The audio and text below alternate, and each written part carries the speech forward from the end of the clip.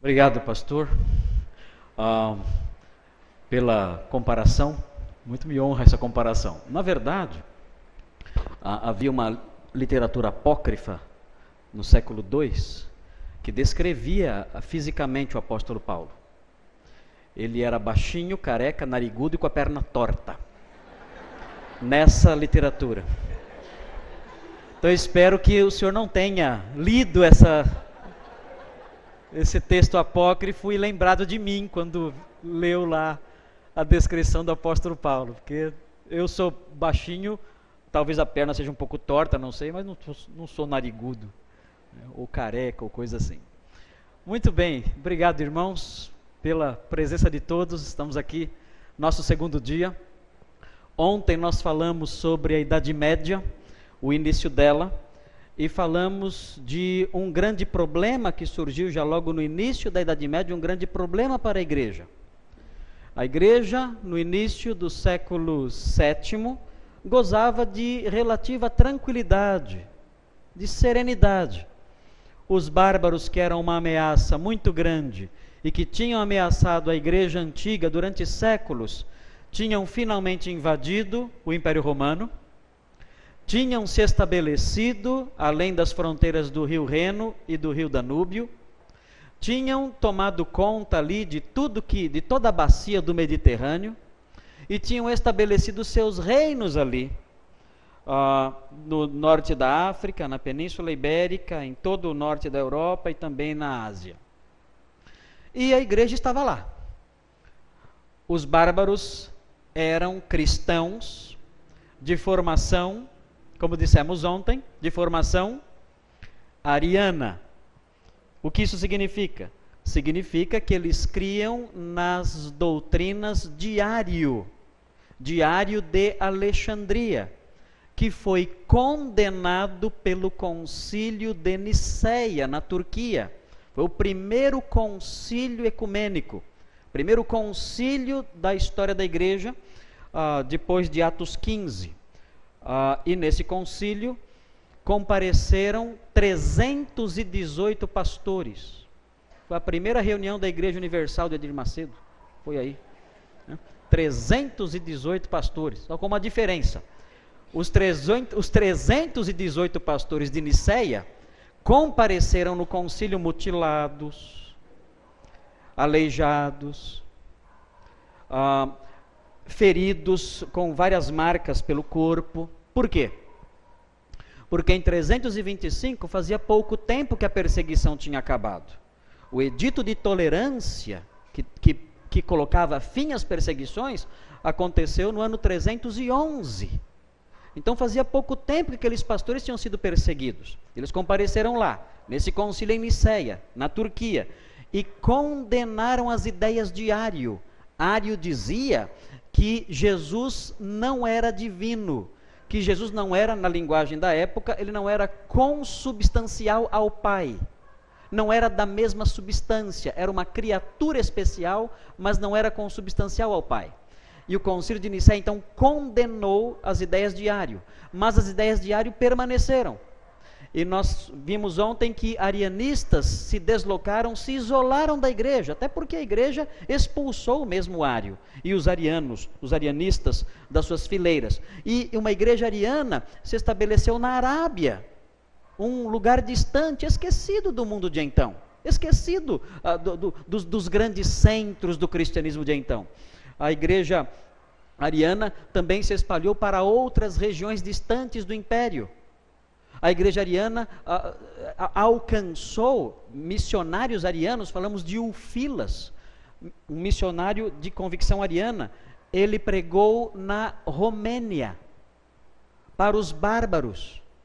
De modo que, quando os bárbaros entraram no Império Romano e conquistaram todos aqueles espaços e transformaram em reinos, eles eram arianos, mas a igreja conseguiu assimilar os bárbaros e impor aos bárbaros o cristianismo ortodoxo, que é um cristianismo trinitário, porque crê que Deus é um ser divino em três pessoas que compartilham da mesma substância.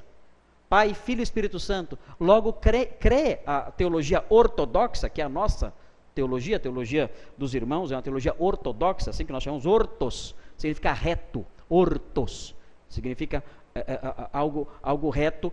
Quando você tem uma criança que tem a perna torta, o pé torto, você leva no ortopedista, não é isso? Porque ele vai endireitar a paidia. Paidia é criança. Então o ortopedista, ele endireita a criança torta, o pé dela, porque o resto não dá para endireitar. Uma criança torta, só no couro para endireitar, né? Mas o ortopedista faz isso. Orto significa reto. A ortodoxia é doutrina reta. Então nós somos ortodoxos, não que somos da igreja ortodoxa grega. Somos ortodoxos porque não somos heterodoxos de outras doutrinas, mas da doutrina reta. E os bárbaros assimilaram a ortodoxia, então a igreja sossegou. Só que o que aconteceu no comecinho do século VII? Surge a ameaça islâmica com Maomé. E Maomé, conforme nós vimos, ele teve contato com cristãos. Que cristãos ele teve contato? Com os cristãos da Arábia. E como eram os cristãos da Arábia? Eles eram arianos. E sendo arianos, eles não criam na divindade de Jesus. Maomé também não cria na divindade de Jesus. Os muçulmanos não creem na divindade de Jesus. Para os muçulmanos, Jesus é apenas um profeta, como foi Abraão, como foi Moisés e como foi o próprio Maomé. Os árabes não creem num Deus trino. Os cristãos arianos da Arábia também não criam. E o Maomé também teve contato com o judaísmo nos seus trabalhos, como alguém que viajava muito nas caravanas. Ele teve contato com o judaísmo também, e a partir dessas influências, então, nasceu o islamismo, que surge então no início da Idade Média com uma grande ameaça para a igreja, conquistando todo o norte da África, que era cristão. Nós perdemos como cristãos, nós perdemos o norte da África para sempre, não recuperamos mais. Os historiadores cristãos ficam perplexos com isso, como nós pudemos perder o berço de grande parte da teologia latina. Como nós pudemos perder o berço de Tertuliano de Cartago? Como nós pudemos perder o berço de Atanásio de Alexandria, o grande campeão da ortodoxia nicena? Como nós pudemos perder o berço de Agostinho de Hipona? Não existiu em toda a história da igreja um teólogo como Agostinho de Hipona. Os meus alunos falam que eu sou devoto de Santo Agostinho, porque eu gosto muito de Agostinho, sou fã de Agostinho, eu choro quando leio Santo Agostinho. A beleza, a profundidade, a riqueza de Santo Agostinho ou Agostinho de Hipona. E nós perdemos tudo isso para sempre. Os muçulmanos tomaram todo o norte da África e continuaram, atravessaram o Estreito de Gibraltar, chegaram na Península Ibérica, tomaram totalmente a península, atravessaram os Pirineus, e iam entrando pela França, iam tomar o mundo inteiro. O mundo inteiro ia ser muçulmano. Não fosse a intervenção do rei Franco, rei entre aspas Franco, Carlos Martel, Martello, que venceu a Batalha de Tours no ano 732, Batalha de Tours ou de Poitiers, e venceu essa batalha e deteve o avanço muçulmano, que então parou. O avanço muçulmano parou com essa batalha. Não houve mais expansão muçulmana a partir daí. Depois, claro, a expansão muçulmana é retomada, como nós vimos, e o islamismo se expande também por toda a Turquia e finalmente toma Constantinopla em 1453. Mas vejam como essa presença islâmica é forte em toda a Idade Média. E é isso que vai determinar a ocorrência das cruzadas. Por que as cruzadas aconteceram? As cruzadas aconteceram, vamos ver alguns motivos aqui. As cruzadas aconteceram porque essa ameaça islâmica, ela punha em risco algumas práticas cristãs, como por exemplo, a prática da peregrinação. Além disso, havia, é claro, não há menor dúvida disso, ninguém é bobo para não perceber, para não saber isso, para não notar isso quando lê a história da igreja. Existia o interesse dos nobres europeus, da Europa Ocidental, de obter terras, dinheiro, poder, É claro, tudo isso estava presente, ok? Então vamos ver o que são as cruzadas, uma definição das cruzadas, situá-las no tempo, defini-las direitinho e prosseguir vendo por que as cruzadas aconteceram. Me ajuda aí, não estou conseguindo, não está caminhando. Ok, aí, definição. Ok, quando eu apertar o botão para a tela não funcionar, aponto para vocês. Aí aperto e vocês funcionam. Ok? Então são robozinhos que eu vou ter agora lá. Ok, então vamos lá então. Olha aí, as cruzadas foram campanhas militares, claro que tinham um cunho religioso, é claro, né? Promovidas pelos cristãos europeus entre os séculos 11 e 13. Quantas cruzadas existiram? Foram várias cruzadas. Foi um afluxo de gente indo para lá o tempo todo. Cruzadas populares, cruzadas de crianças, cruzadas de pobres, cruzadas de ricos. Isso não parava. Era um afluxo constante. É claro, os historiadores enumeram algumas cruzadas que são pontos principais, algumas incursões que são pontos principais, mas as cruzadas não pararam até o século XIII. Sempre incursões ocorrendo lá. Muitos cristãos indo para lá para tomar a Terra Santa. Veja aí, essas campanhas militares promovidas pelos cristãos europeus entre os séculos XI e XIII visavam repelir o avanço turco e libertar a Terra Santa das mãos dos, entre aspas, infiéis. Infiéis, uma referência que era feita na época aos muçulmanos. Ok? Então qual era o objetivo? Era esse: libertar a Terra Santa. Os lugares sagrados estavam nas mãos dos infiéis. O lugar onde nasceu Jesus, a igreja da natividade, construída pela mãe de Constantino, séculos antes, estava lá nas mãos dos infiéis. O lugar onde Jesus nasceu, o lugar onde ele morreu, onde ele ressuscitou, os lugares santos, tudo na mão dos infiéis. Isso não pode continuar. E os cristãos daqueles dias, eles viam essas coisas como coisas realmente sagradas. Havia um desejo muito grande de conquistar o céu através dessas obras, que eles consideravam serviços a Deus.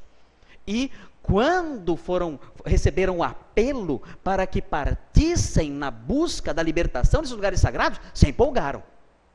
Se empolgaram que disseram, é uma forma de eu ganhar o céu. E partiram para lá. Foi uma coisa terrível, foi uma loucura completa. Então veja aí, não funcionou. Ali, agora sim. O objetivo das cruzadas, pode ir passando, libertar os locais sagrados das mãos dos muçulmanos. Esse é o objetivo principal. Na sequência, facilitar as peregrinações à Terra Santa. Vamos falar mais sobre isso, eu quero mostrar alguns mapinhas para vocês sobre as peregrinações. Agora eu quero dizer o seguinte: os cristãos daqueles dias já peregrinavam para os lugares sagrados. Era perigoso? Era perigoso. Tinha a segurança que havia no Império Romano? Não tinha mais. Na época do Império Romano, você viajava com toda tranquilidade. Existiam estradas pavimentadas, segurança completa, existia o que era chamado de a Pax Romana. E o que era a Pax Romana? Era a paz que o Império Romano impôs a toda a bacia do Mediterrâneo. Você podia navegar pelo mar Mediterrâneo sem perigo de piratas. O apóstolo Paulo fez várias viagens pelo mar. Você podia atravessar os diversos lugares em estradas seguras, bem pavimentadas, com toda a tranquilidade. Você poderia viajar, não tinha tantos perigos. Agora, o Império Romano tinha acabado. E acabando o Império Romano, tirou o império que era bem organizado, que mantinha tudo isso em ordem. Isso aqui, a Europa virou um caos. Agora viajar é perigoso. E os peregrinos iam para a Terra Santa, porque acreditavam. Olha, já pensou se eu morrer indo para a Terra Santa? Já pensou? Se eu morrer em peregrinação, nas mãos de bandos de ladrões, é um privilégio para mim. E iam para a Terra Santa até torcendo em morrer no caminho. Porque pensavam, se eu morrer em peregrinação, eu serei como um mártir moderno. Nós não temos mais mártires hoje. Os mártires acabaram, os mártires ficaram no passado, ficaram lá atrás. E se eu morrer indo para a Terra Santa, peregrinando para os lugares sagrados, isso vai fazer de mim um mártir dos dias modernos, dos dias atuais. E as pessoas iam para lá correndo risco de vida. E as autoridades eclesiásticas quiseram tomar providências para que esses riscos não existissem mais. Na realidade, os muçulmanos não eram agressivos contra os cristãos no começo. Os líderes muçulmanos permitiam, sem problema nenhum, as viagens dos cristãos até a Terra Santa e respeitavam as caravanas dos cristãos que iam na Terra Santa visitar os lugares sagrados. Mas o que aconteceu nessa época foi que a política muçulmana começou a sofrer alguns abalos, guerras internas, lutas internas entre os políticos muçulmanos, e isso gerou insegurança. Por causa da insegurança, então, os líderes da igreja romana disseram: nós temos que interferir para assegurar um trajeto tranquilo para os peregrinos. Pelo menos foi uma desculpa boa, ok? Não sei se o Papa estava lá muito interessado na segurança dos peregrinos, eu duvido muito, ok? Combater a ameaça dos inimigos da fé, ok? Os muçulmanos continuavam a se expandir lentamente, sim, a grande onda de avanço acabou na metade do século VIII, mas uma nova onda estava presente, batendo nas portas de Constantinopla, querendo tomar o Império Bizantino, a sede do Império Bizantino. Por que tem esse nome bizantino? É de Bizâncio. O que é Bizâncio?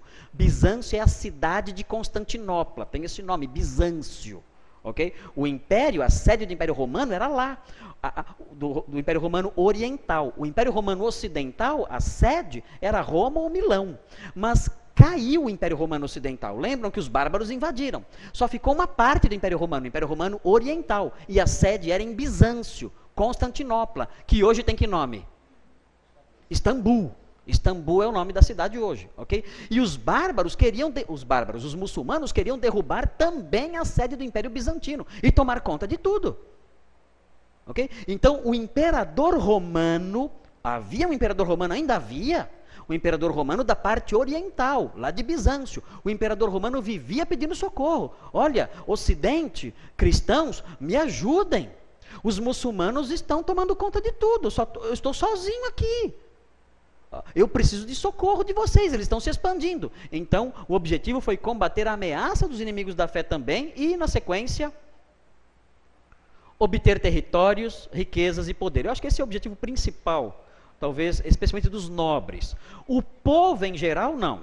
O povo em geral não tinha, talvez, o interesse de obter territórios, riquezas e poder. O povo em geral queria ir para o céu. Queria ir para o céu.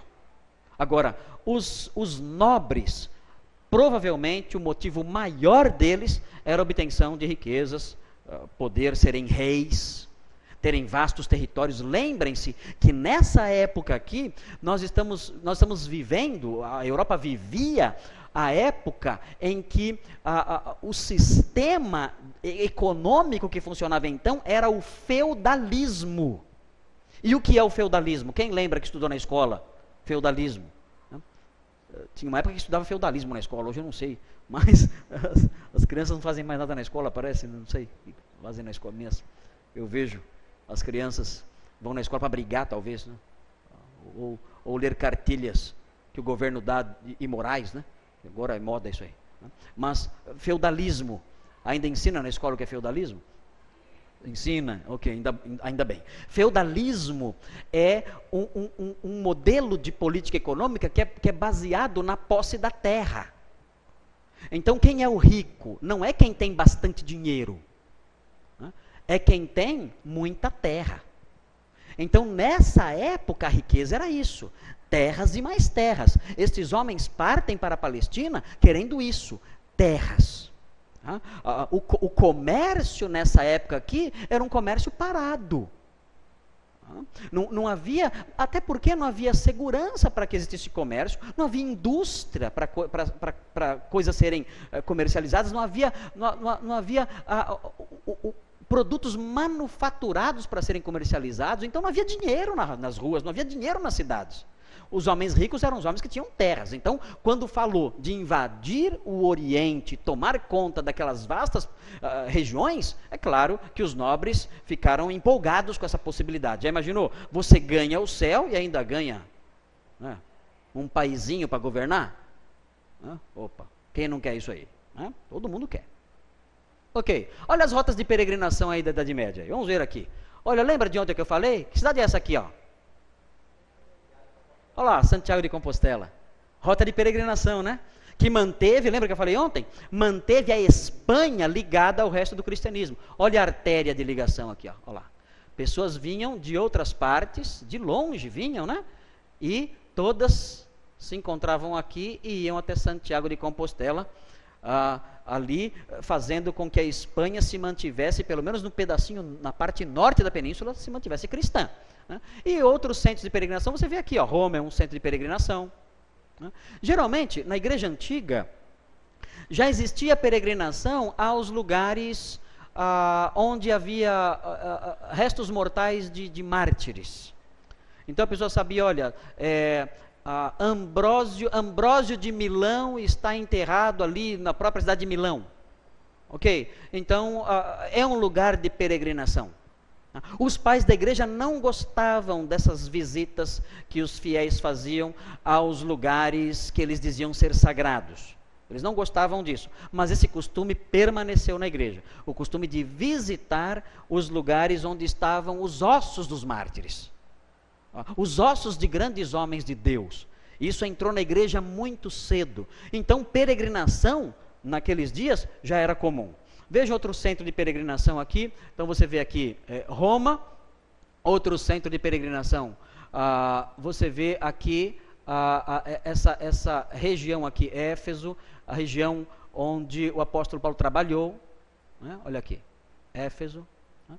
Que a gente que falava que João, no túmulo de João, você escutava a respiração dele. Escutava ele respirando no túmulo dele.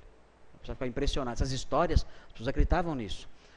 Porque Jesus disse, olha, quando Jesus conversou com Pedro, à beira-mar, quando ele ressuscitou, ele falou para Pedro. Pedro perguntou, e o que será deste? E era João.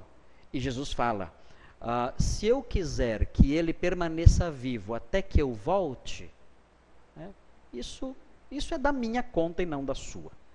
Jesus respondeu isso para Pedro. E a Bíblia fala que surgiu um boato de que aquele discípulo não morreria até Jesus voltar.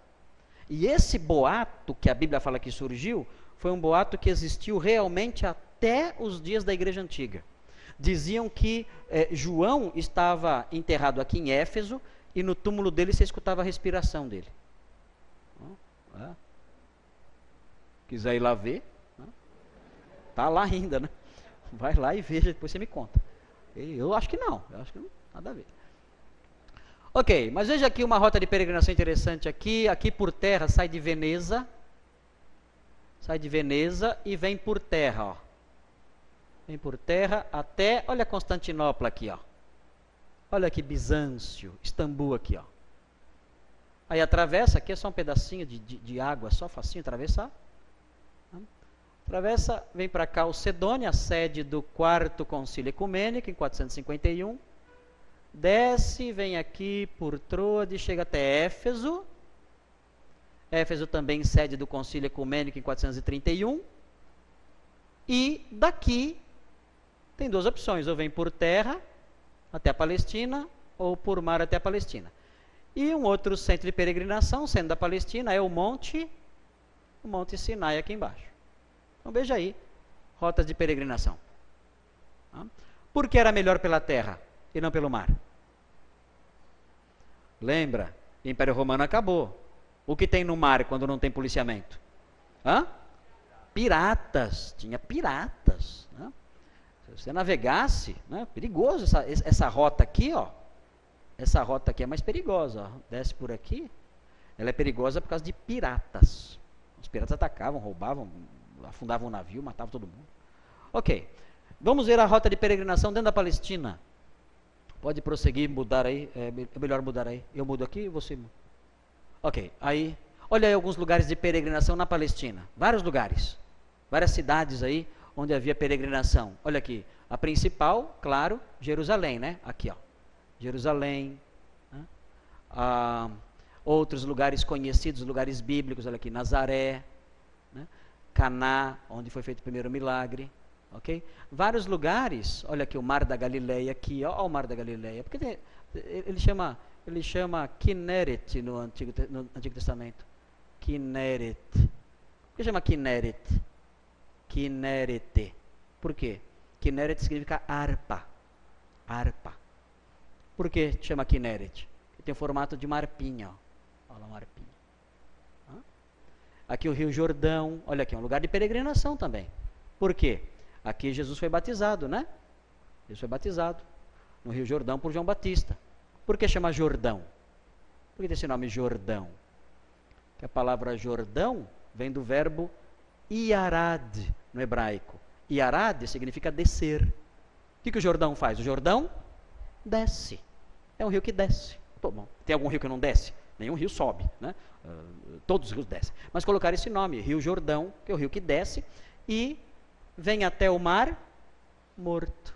Olha o Mar Morto aqui. Por que chama Mar Morto? Por que chama Mar Morto? Porque lá não tem vida, né? Lá não tem vida. Lá é uma grande concentração de sal, não tem vida nenhuma lá. Isso aqui é tudo deserto, isso aqui, essa parte é tudo deserto aqui. Né? Por que tem muito sal aqui?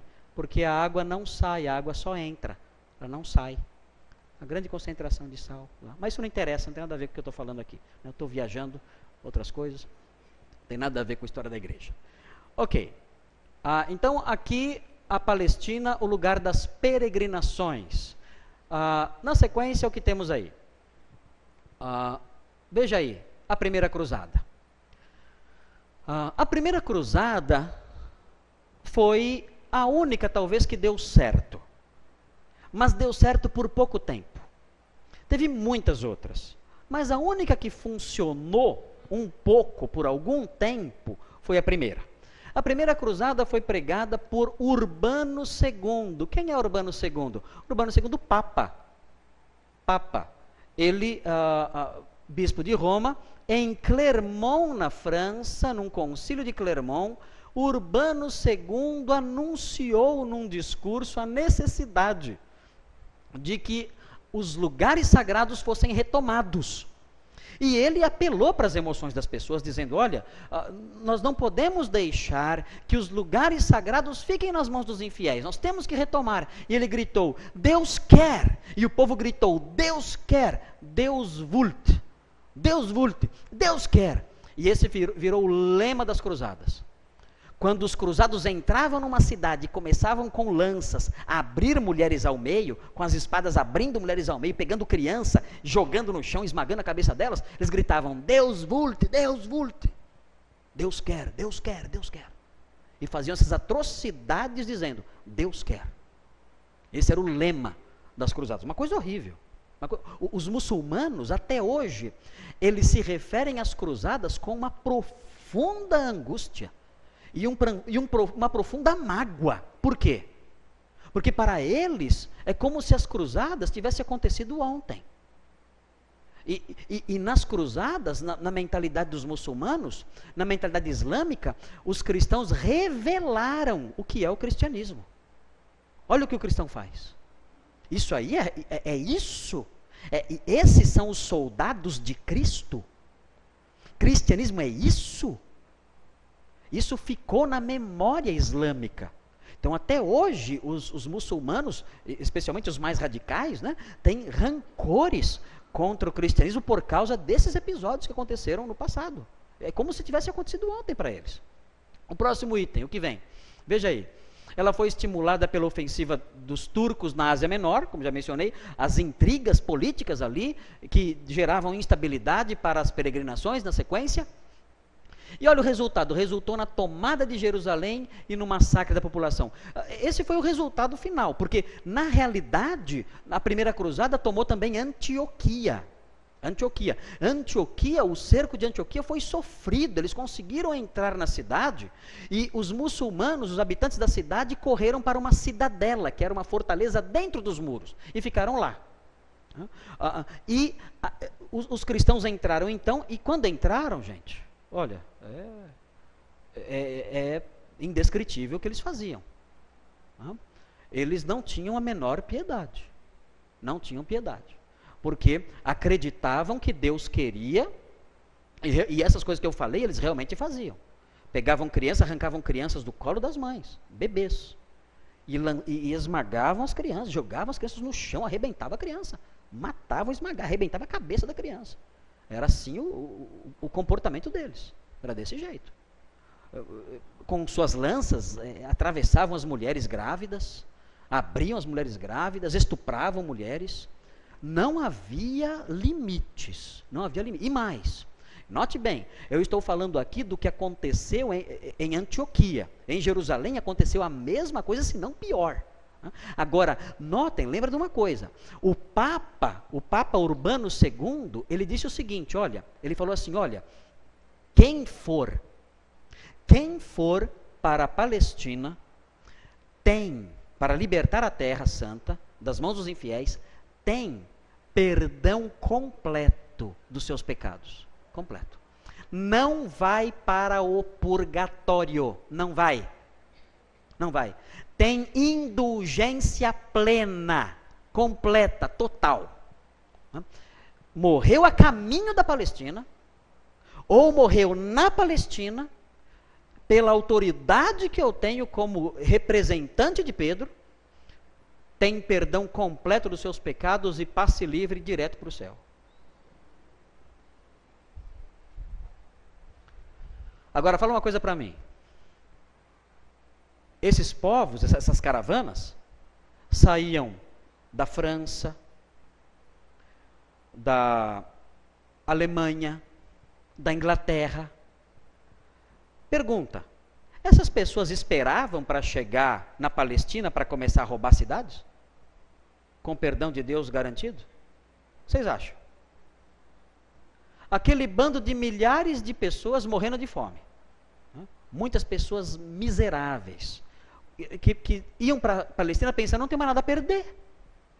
Estou morrendo de fome aqui, agora a caminho ainda posso ainda fazer o que eu bem entendo. Eu vou para o céu de qualquer jeito.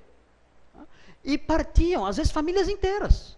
Às vezes um homem pegava a sua esposa e seus filhos, colocava numa carroça e ia para as cruzadas. No caminho, nem tinha chegado na Palestina, viu uma fazenda. A fazenda era de um cristão. A fazenda era de alguém que não era dentre os infiéis, entre aspas. Não era isso. O que eles faziam? Eu tenho indulgência plena. Eu sou um soldado de Cristo. Eu posso fazer o que eu quero. Entravam na casa, entravam na plantação, entravam na cidade e roubavam os próprios cristãos. Tomavam tudo. Os próprios cristãos começaram a lutar combatendo as cruzadas antes da cruzada chegar na Palestina. E eles então matavam seus próprios correligionários para poder roubar o que eles tinham, porque tinha indulgência plena. A primeira cruzada teve a pregação de um homem chamado Pedro o Ermitão. Pedro Ermitão, ele era maluco. E as pessoas achavam que ele era um santo. As pessoas tentavam tocar na túnica de pele deles. Ele tinha uma mula, e as pessoas iam lá e puxavam o pelo da mula para guardar de lembrança. A coitada da mula, né?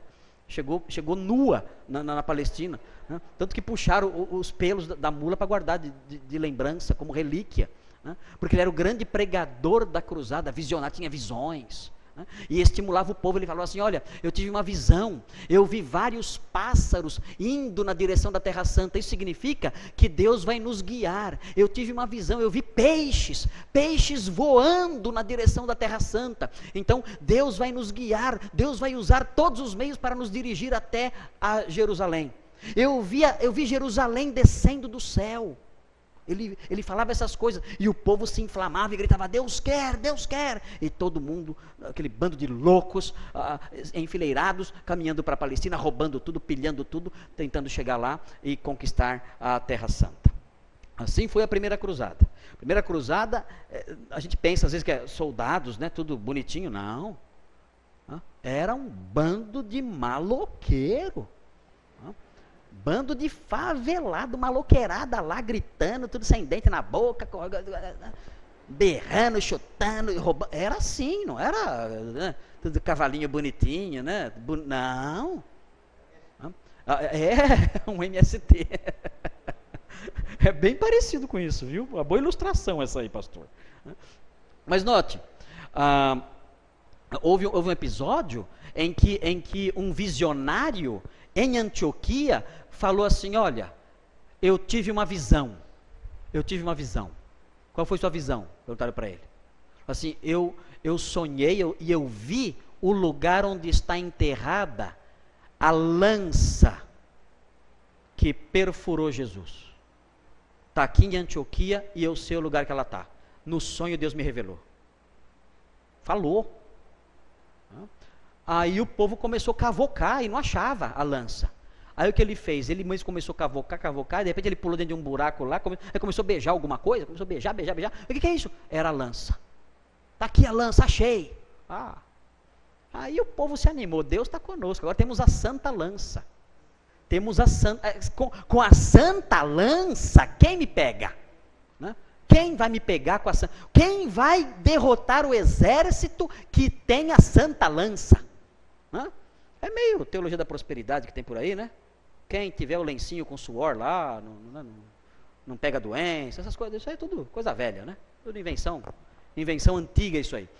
E eles então se empolgaram bastante e conseguiram então entrar na cidadela de Antioquia, e a destruição foi ainda maior, empolgados por essa visão. Ninguém sabe o que aconteceu, como é que esse visionário fez. Ele deve ter enterrado a lança lá escondido de noite, sem ninguém ver, depois inventou esse negócio de sonho, né? E animou o pessoal. Só que no final ele se deu mal, porque as cruzadas estavam sendo atrasadas, porque os exércitos dos nobres chegaram e queriam tomar outras cidades, e não queriam chegar logo em Jerusalém. Isso aconteceu em Antioquia, e esse homem, ele disse o seguinte: olha, eu tive um sonho de que nós devemos ir logo para Jerusalém, não devemos ficar perdendo tempo com outras cidades.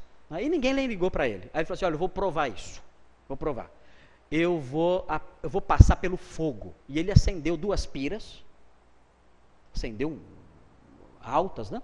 E fez uma rampa no meio, e ele falou: eu vou atravessar pelo meio do fogo e vou passar do outro lado, e não vai acontecer nada comigo, e eu vou provar com isso que eu sou um profeta de Deus, e vocês vão ter que obedecer o que eu estou falando.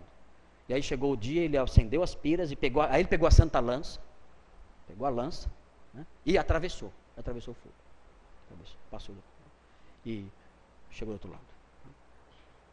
O que aconteceu? O que será que aconteceu? Quem sabe o que aconteceu? Com a santa lança e tudo, hein? 2 versões. Toda história tem 2 lados, né? 2 versões. Uns dizem que ele chegou do outro lado e caiu morto. Né? Claro, né? Por ter passado pelo fogo, não conseguiu sobreviver. Outros dizem que ele não chegou do outro lado morto, ele chegou vivo.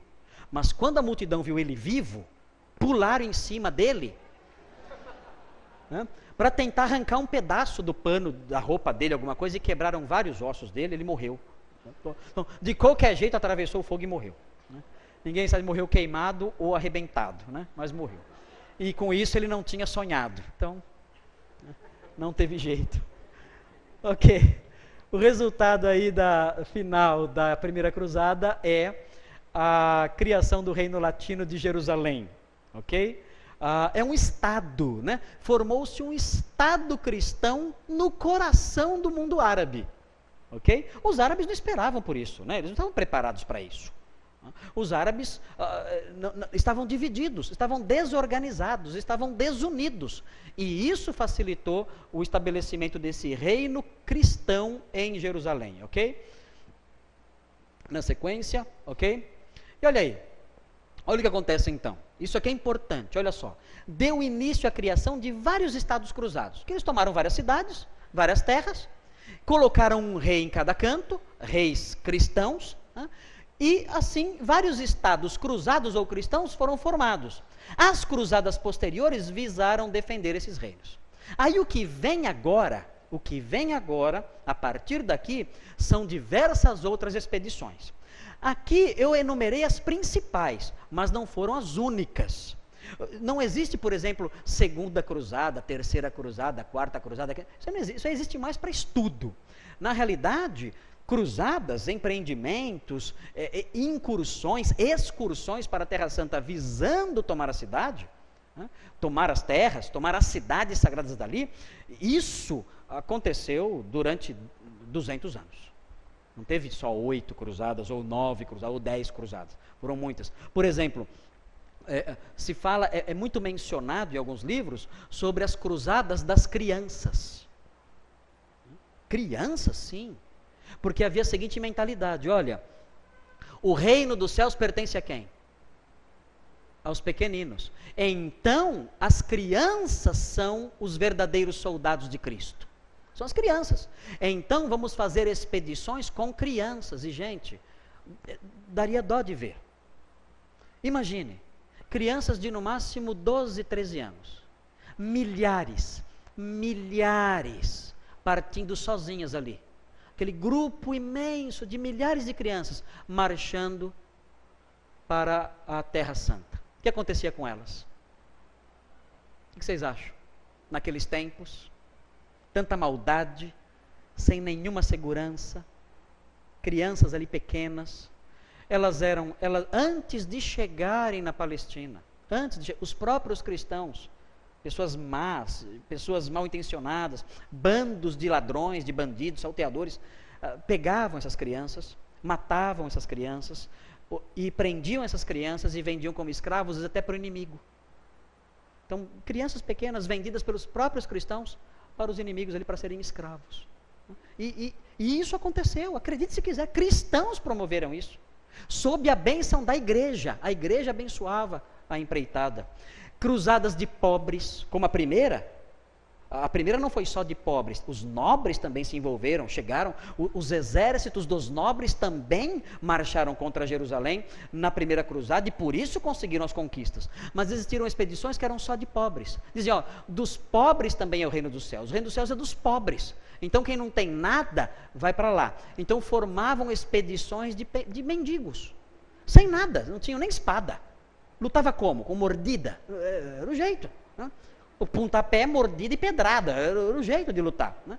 Mas essas expedições eram massacradas no caminho. O caminho matava tudo. Né? E não tinham misericórdia. Né? Essa época é uma época que desconhece misericórdia. Não há misericórdia nisso aí. E isso tudo permanecia. Você pensa, mas como é que uma coisa dessas dura 200 anos? Esse pessoal não percebia que não estava funcionando? O que eles diziam? Não, o erro não está no que estamos fazendo. Olha a mentalidade do homem medieval, fortemente influenciado pela superstição e pela má doutrina. Eles pensavam assim, o pensamento era o seguinte: não é que nós estamos fazendo errado, é que nós estamos tendo pouca fé. Se estamos perdendo, se as crianças foram massacradas, se os pobres foram massacrados, se essa expedição falhou, se alguma expedição falhou, não é porque é errado ir lá tomar a terra, não é isso. Falhou porque nós não tivemos fé. Deus nos puniu, porque se tivéssemos fé, nós conseguiríamos. Essa era a mentalidade da época, e isso perdurou. 200 anos as cruzadas acontecendo. Olha aqui as rotas da primeira cruzada aqui, ó. Você vê aqui o rei da França, aqui a rota do rei da França, da França aqui, aqui do imperador do Santo Império Romano Germânico, aqui, você vê, e uma terceira expedição que sai aqui da França também. Mas o imperador sai daqui, aqui sai da França, uma outra cruzada também. Eles todos se unem, na realidade são 3 expedições que se unem aqui em Constantinopla, se unem num exército só e descem então até Antioquia, tomam Edessa, tomam Antioquia e descem até Jerusalém. Essa é a primeira cruzada. Olha Pedro Eremita aí, olha o Pedro o Eremita, o visionário, esse era o famoso Pedro, o ermitão. Hoje vamos falar, no segundo momento, vamos falar sobre monasticismo. Vamos terminando as cruzadas, vamos acabar a cruzada daqui a pouco. Que hora acaba essa parte? Quanto tempo tem? Mais 10 minutos, vamos correr um pouquinho. E aí na segunda parte eu vou falar sobre monasticismo, que é uma outra marca da igreja medieval. Aí amanhã nós vamos falar sobre o papado medieval. E amanhã serão 2 palestras, eu já vou começar a falar sobre reforma, por causa dos pedidos dos irmãos. Então, eu quero que fale sobre reforma. E só vai falar de reforma no domingo. Domingo eu não posso vir, aquela coisa toda, tem minha igreja e tal. Então eu vou começar a falar sobre reforma amanhã à noite. É assim, né, pastor, que nós combinamos. Então amanhã eu vou falar sobre o papado e vou falar sobre a reforma amanhã à noite também. Né? E aí domingo de manhã e domingo à noite vou continuar falando sobre reforma. Tá? Mas amanhã à noite tem então Martinho Lutero, que é quando começa a reforma. Então, para conhecer Martinho Lutero e a reforma protestante iniciada por ele, amanhã vamos falar sobre isso aí. Tem muita coisa legal para aprender, muita coisa interessante para aprender sobre os nossos antepassados teológicos, eclesiásticos, por assim dizer, ok? Espirituais, por assim dizer, ok? Olha o saque de Jerusalém, pode ir passando, temos aí alguns minutos. Olha a igreja de Santana em Jerusalém, construída pelos cruzados vitoriosos, está lá, né? É uma marca. Hoje o que sobrou dos cruzados nessas terras? Apenas construções como essa, né? Um castelo, uma fortaleza, uma igreja. Isso está lá, ruínas de castelos. Isso tem na Palestina ainda hoje, como marcas da presença dos cruzados. Olha os estados cruzados no Oriente Médio depois da invasão da primeira cruzada. Olha esse verdinho aqui, ó, é o reino de Jerusalém, olha aí. Toda essa parte aqui. E há outros estados aqui também, todos cristãos. Okay? As cruzadas posteriores tentaram manter esse impériozinho, né? Esse reinadozinho aí. Pode continuar? Importante. Olha aí. Uma coisa importante aqui, o que acontece nessa época com o monasticismo? Vamos falar mais uma vez, hoje ainda vamos falar sobre o monasticismo depois do intervalo, ok? Mas o que acontece já nessa época com o monasticismo? O monasticismo é uma coisa extraordinária. Por quê? Porque o monasticismo, os monges, o movimento monástico é muito flexível. Nós vamos ver isso hoje. Tá? E olha só o que acontece aqui. Na época das cruzadas, o monasticismo toma um formato que ninguém nunca imaginou.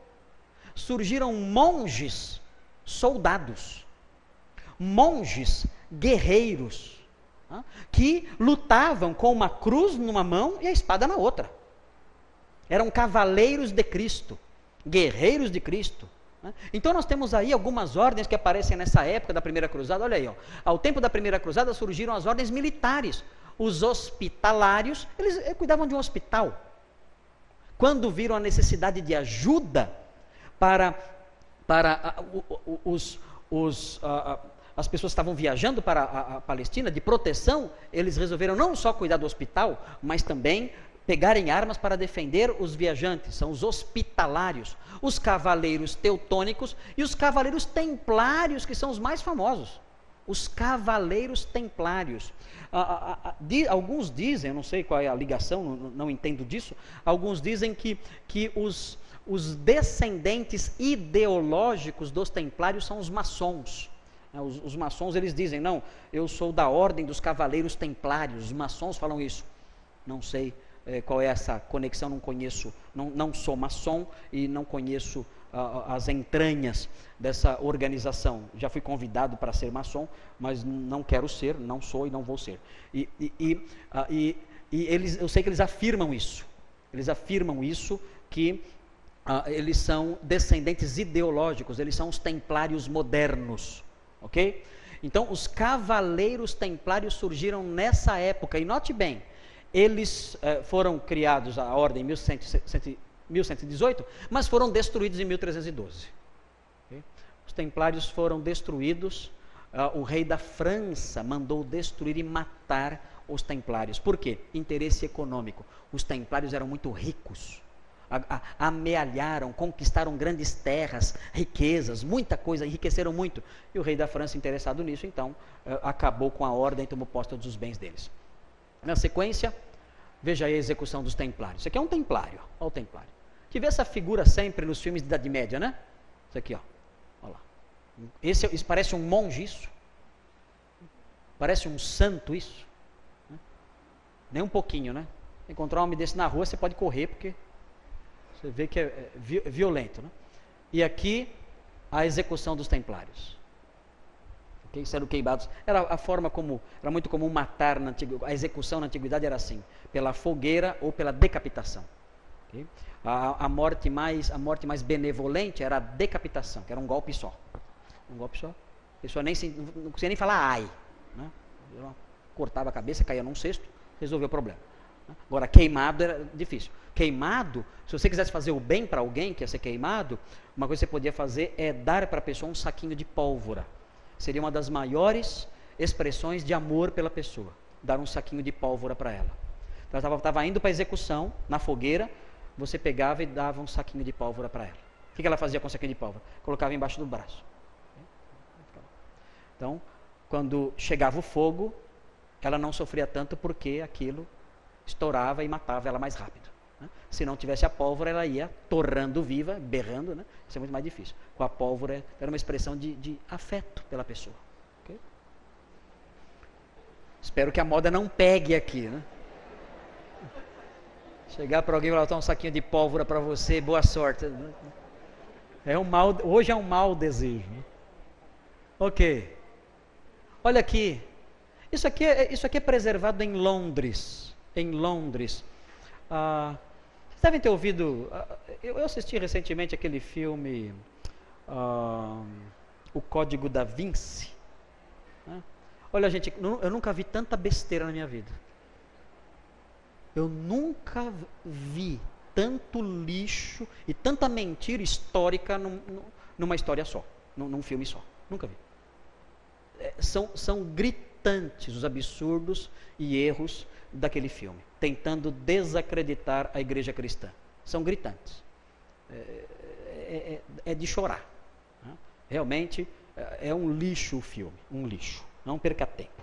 Agora, esse cenário aqui aparece nesse filme, ou no livro, num episódio em que os personagens entram na igreja dos templários. E na igreja dos templários tem túmulos de templários no chão, com o formato, estátuas deitadas no chão. Estátuas deitadas no chão. Então, esse lugar realmente existe em Londres, numa estação de metrô chamada Temple, né? Templo, e bem na frente do rio Tâmisa. E a igreja é exatamente aqui. Aqui tem um templário aqui em cima. Olha lá, um cavaleiro templário. E aqui é a entrada da igreja aqui. Aqui é a entrada da igreja. Esse lugar é mantido, mas hoje é uma faculdade, hoje é uma universidade. Né? Mas note aí todo esse espaço, né? Isso mostra o poder econômico dessa ordem dos templários, uma ordem rica. Ok? Se for a Londres, pode visitar. Ok.